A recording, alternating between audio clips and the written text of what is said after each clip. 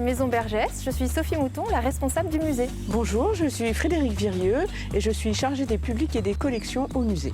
Donc la Maison Bergès est un musée du département de l'Isère qui est installé à Villarbonneau. Et c'est donc un musée qui est installé dans une maison familiale, une maison patronale, la maison d'une famille d'industriels, les Bergès, qui s'installent dans les Alpes au XIXe siècle.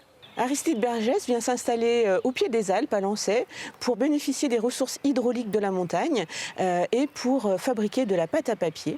Dans sa maison, transformée en musée, vous retrouverez un parcours qui retrace cette aventure industrielle et artistique.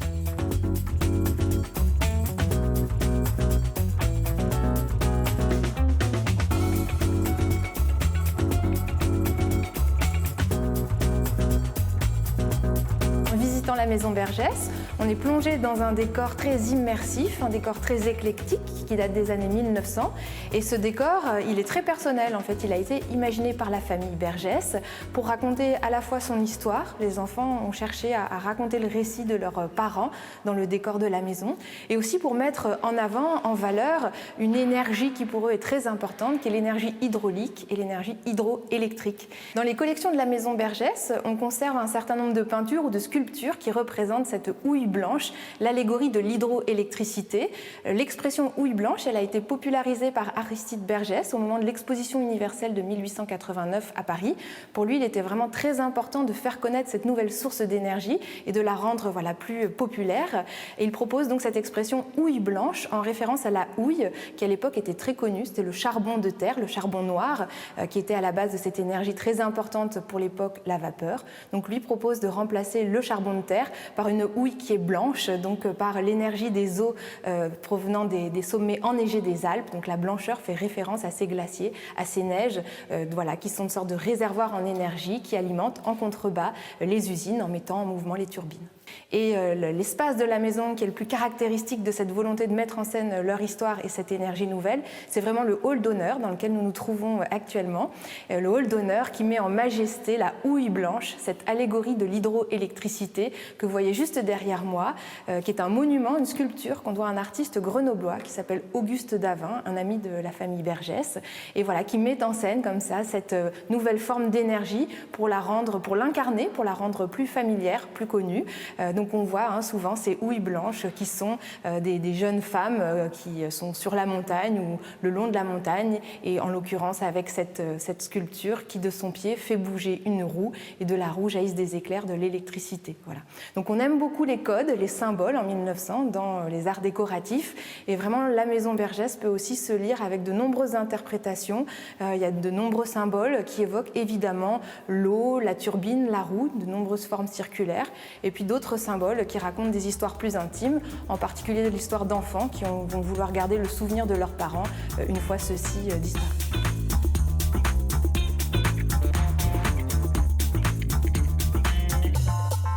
Aristide Bergès, après avoir passé un diplôme d'ingénieur à l'École centrale des arts et manufactures, va travailler quelque temps dans les chemins de fer, mais va continuer à s'intéresser à la fabrication du papier. En effet, son père était papetier, et notamment, il va améliorer un défibreur, qui est une grosse râpe qui permet de râper le bois, et qui, au milieu du 19e siècle, va permettre de changer la technique de fabrication de la pâte à papier. Il s'installe à Lancey en 1869 et pour faire tourner ces défibreurs, pour lesquels il a déposé un brevet en 1864, il va aussi installer en montagne des tuyaux, des conduites forcées, au bout desquels il installe des turbines qui vont entraîner donc ces grosses râpes à bois qui vont lui permettre de produire de la pâte à papier en quantité avant de la vendre à ses clients. Et par la suite, il va agrandir son usine et en plus de produire de la pâte à papier, il va aussi produire du papier. Et à cette époque, il va installer une dynamo dans son usine pour éclairer l'intérieur des bâtiments et permettre à ces machines à papier de fonctionner jour et nuit.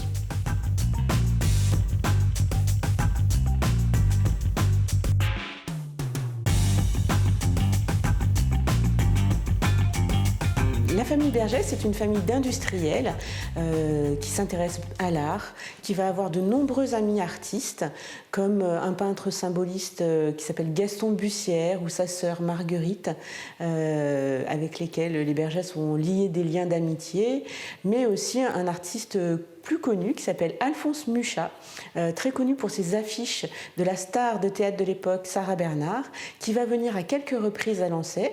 Dans la salle où on se trouve, c'est donc la salle Mucha, et qui va laisser à ses amis Bergès des allégories de la houille blanche, mais aussi des petits vers peints qui représentent ses sujets favoris, les femmes et les motifs floraux, qu'on retrouve d'ailleurs un peu partout dans la maison, mais qu'il va réaliser sur des plaques de verre, sur des verres qu'on appelle des verres peints et qu'on retrouve dans sa chambre à Lancey. Nous voici donc dans le bureau d'Aristide Bergès. Vous pouvez le voir, le décor a été très préservé, comme dans toutes les salles du premier étage de la maison. On a la chance d'avoir conservé ce décor des années 1900, avec notamment des papiers peints originaux, très fleuris, et qui montrent ce goût pour les arts décoratifs au début du XXe siècle. Et dans le bureau d'Aristide Bergès, vous voyez juste derrière moi le grand portrait officiel de l'industriel, qui a été réalisé par l'ami de la famille Alphonse Mucha.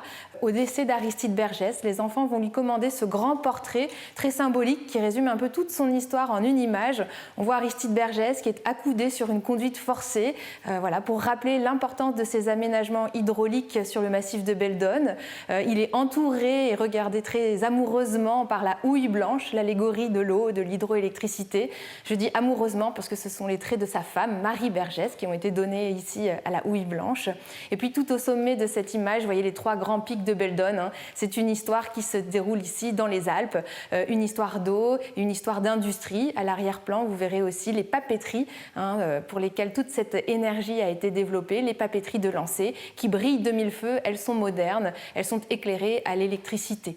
Donc nous avons ici un grand portrait par Alphonse Mucha qui est un souvenir très important que les enfants Bergès vont lui commander en mémoire de leur père qui décède en 1904.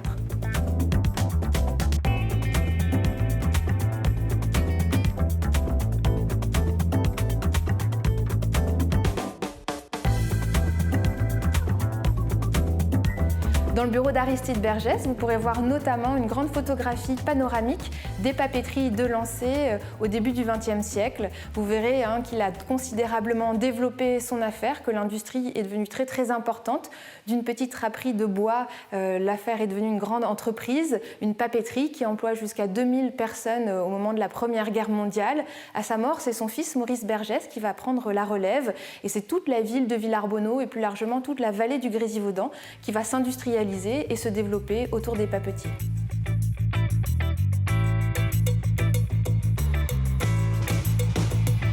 Pour remporter chez vous un souvenir de votre visite à la maison Bergès ou pour en savoir plus, par exemple, sur l'histoire des papeteries de Lancey qui ont fonctionné jusqu'en 2008, on vous propose cet ouvrage, La Papette, qui a été réédité récemment et qui revient sur toute cette histoire industrielle du 19e siècle jusqu'au 21e siècle. Si la maison Bergès vous a plu, vous trouverez à la librairie du musée cet ouvrage qui a été réédité récemment et augmenté de 2 articles sur la maison, ses décors, le jardin, dans un petit ouvrage assez précieux qui vous rappellera même dans sa forme la maison Bergès. Merci à tous d'avoir suivi cette visite guidée. La maison Bergès est un des 11 musées du département de l'Isère dont l'entrée est gratuite. Et vous pouvez nous retrouver sur internet sur musée.isère.fr.